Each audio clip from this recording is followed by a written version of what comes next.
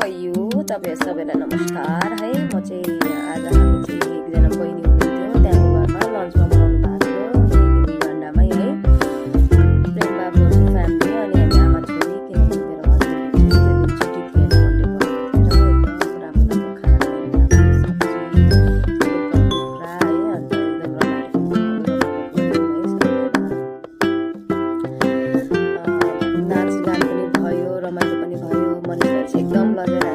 पहिला भन्दै थियो भाउजू मलाई पनि ब्लगमा लिनु भनेर चाहिँ भन्ने आफै त्यहाँदेखि अहिले लाजले दुःखै लजाएर केही छैन।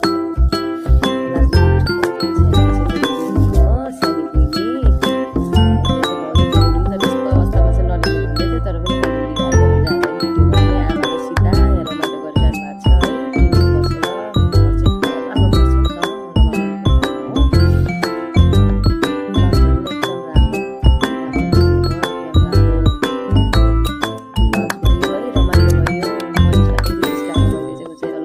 त्यही भएर आफैले भनेको थियो मलाई पनि ब्लगमा लिनु है भाउजू भनेर। अब आफै लजाएर केही छैन तर मजा आयो, रमाइलो भयो, इन्जोय गऱ्यौँ है।